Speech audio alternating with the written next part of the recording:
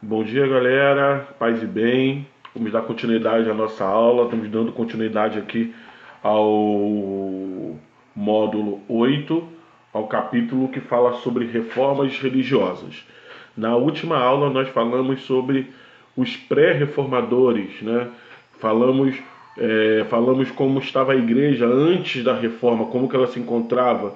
Falamos sobre a corrupção do clero. Falamos sobre a disparidade do discurso da igreja e o que ela praticava, e terminamos falando dos pré-reformadores, John Wycliffe e John Hus. Hoje nós falaremos dos reformadores de fato, as reformas que deram certo, as reformas que abalaram o mundo da igreja, né? Abalaram a cristandade ocidental, que são as reformas luteranas, a reforma calvinista e a reforma anglicana, né? Como nós podemos perceber nesse primeiro slide, nós vamos situar aqui os reformadores, as suas reformas e o país de origem da reforma. O primeiro grande reformador foi Martinho Lutero, da Alemanha, né? Sua reforma ficou conhecida como Reforma Luterana. Logo após, o seu amigo João Calvino, né, que fez a reforma chamada calvinista na Suíça. E por fim, o rei Henrique VIII, que fez a reforma anglicana na Inglaterra.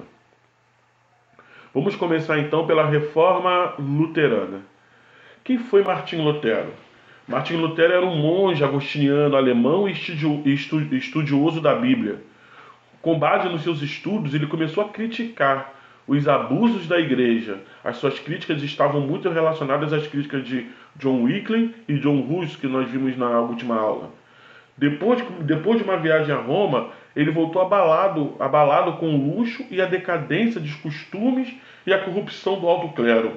O conflito de Lutero com a igreja começou com suas críticas à venda de indulgências na Alemanha. Então, a primeira grande crítica de Lutero à igreja foi a venda de indulgências. Além disso, meus amados, não podemos esquecer que nesse período o Papa Leão X estava erguendo a Basílica de São Pedro e tinha oferecido indulgências para quem contribuísse com dinheiro para a construção da Basílica. Lutero também tinha outras discordâncias, que não era só a indulgência. Tinha outras discordâncias também de conteúdo teológico a respeito da salvação e de outras práticas e ações da igreja. Com isso, o monge elaborou um documento conhecido como 95 Teses e pregou esse documento na porta da Catedral de Wittenberg, deixando fixado ali os seus 95 pontos contrários à igreja. A polêmica acabou levando Lutero à excomunhão. O monge, o que é excomunhão? Ser expulso da igreja. Ele recebeu um documento do Santo Padre, o Papa, expulsando ele da igreja. O monge rebelde pegou esse documento, rasgou a bula da excomunhão, né, e fixou esse documento também na Catedral de Wittenberg, demonstrando ali toda a sua indignação com a atitude do Papa. Essas 95 teses, elas só ganharam proporção por um fato muito interessante. Naquele mesmo período estava sendo inventada, estava sendo dinamizada a imprensa. Então um daqueles que concordavam com Lutero pegou esse documento, levou para Gutenberg, um homem que inventou a imprensa, né? E ele fez várias cópias dessas 95 teses e espalhou isso por toda a Alemanha. A partir daí, então, as ideias de Lutero passaram a ser conhecidas. Martinho Lutero ele foi convocado para desmentir as suas 95 teses numa reunião chamada Dieta de Worms. Essa reunião foi convocada pelo imperador Carlos V a mando do Vaticano. Em 16 de abril de 1521, Lutero não só defendeu suas teses nessa reunião na Dieta de Worms, como mostrou a necessidade da reforma da igreja. Uma reunião que seria para Lutero desmentir, né, falar que tudo aquilo que ele escreveu era mentira, ele não só confirma, como aponta outros pontos que a igreja precisa repensar. A reforma luterana gerou muitos conflitos na Alemanha. Para resolver esses conflitos, foi assinado um tratado entre Carlos V e as forças da Liga Esmalcada, em 25 de setembro de 1555, na cidade de Augsburgo, na atual Alemanha. O que eu estou dizendo para vocês é que essa reforma luterana, o fato dele confirmar suas ideias, dividiu a Alemanha, gerando muitos conflitos, uma guerra interna na Alemanha. Guerra essa que só foi resolvida com essa reunião em Augsburgo. Foi chamado a Paz de Augsburgo. O resultado da Paz de Augsburgo foi o estabelecimento da tolerância oficial dos luteranos no Sacro Império Romano Germânico. O que foi decidido então? Que poderia, com certeza, existir na Alemanha a Igreja Reformada Luterana. Seria a tolerância com as ideias de Lutero. Esse tratado de paz deu a possibilidade de cada líder de Estado alemão escolher a sua própria religião, ficando seus súditos obrigados a aceitar a escolha de seu príncipe. Segundo a Paz de Augsburgo, o lema da paz, a ideia da Paz de Augsburgo era o seguinte: fé do rei, fé do súdito. Né? Como a Alemanha era dividida em vários condados, né, cada rei tinha direito de escolher se ia permanecer católico ou se ia aderir às ideias luteranas. E as pessoas que moravam naquele condado tinham que aceitar a fé do rei. Caso não aceitasse, essa pessoa poderia mudar de condado. Né? Então, a fé do rei, fé do súdito. Assim ficou consagrado o estatuto legal do protestantismo alemão. A partir então da Paz de Augsburgo, a partir dessa tolerância da fé luterana, ficou consagrado então o estatuto luterano, o estatuto protestante na Alemanha. Quais são os principais pontos da base da fé luterana, que é a base da fé protestante de hoje, né? Primeiro ponto importante, né, que vai divergir do conceito católico. Primeiro, para os luteranos, a salvação é unicamente pela fé. Eles se baseiam na palavra de São Paulo: basta acreditar em Jesus Cristo e será salvo tu e tua família. Para a doutrina católica, a salvação se dá pela fé e obras. Segundo o princípio básico luterano, só pode aceitar a tradução eles aceitam a tradução da Bíblia, né? Bíblia Estado alemão, Bíblia em alemã, né? Isso a Igreja reviu no Concílio do Vaticano II, isso, né? Outro princípio básico luterano: leitura e livre interpretação da Bíblia. Segundo a doutrina luterana, todos têm o direito de interpretar a Bíblia a seu bel prazer. Não existe algo que esteja maior do que a interpretação pessoal. Eliminação de santos e imagens. Fim do celibato para os sacerdotes. Não seguimento da autoridade papal. Eles seguem apenas 2 sacramentos: o batismo e a Eucaristia, como uma mera lembrança. E a submissão da Igreja ao Estado. Esses são os pontos básicos da fé protestante, da fé luterana. Né? Lutero vai inaugurar o que nós chamamos de solo, os 3 solos. Né? Sola fide, só a fé; sola graça e sola escritura, só a escritura. Outro grande reformador foi João Calvino, que vamos chamar de reforma calvinista. João Calvino era francês e seguidor das ideias luteranas. Se estabeleceu em Genebra, na Suíça, onde escreveu um livro chamado As Instituições Cristãs. Nesta cidade, começou a pregar a sua doutrina, que tinha muitos pontos em comum com o luteranismo.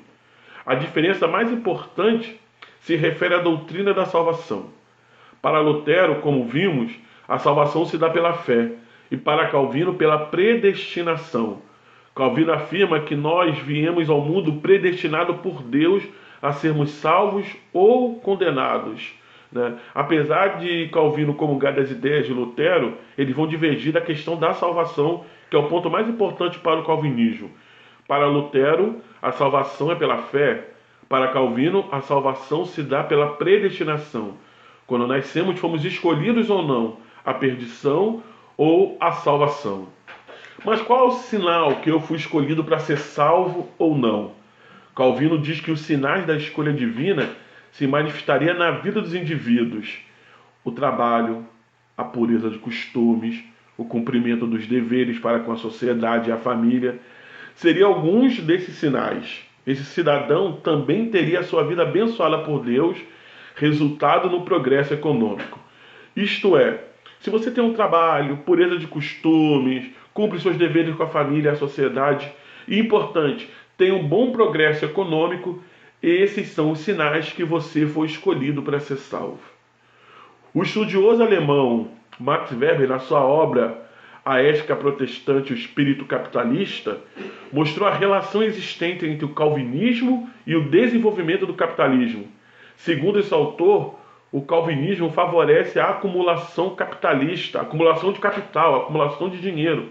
Afinal, um dos sinais da salvação é: quanto mais dinheiro eu tenho, quanto mais progresso eu tenho, mais próximo de Deus eu estou. Prescrevendo uma vida dedicada ao trabalho e à poupança. De acordo com alguns estudiosos, de acordo com Max Weber, por exemplo, o elogio feito ao trabalho e à economia fizeram com que grande parte da burguesia europeia simpatizasse com a doutrina calvinista.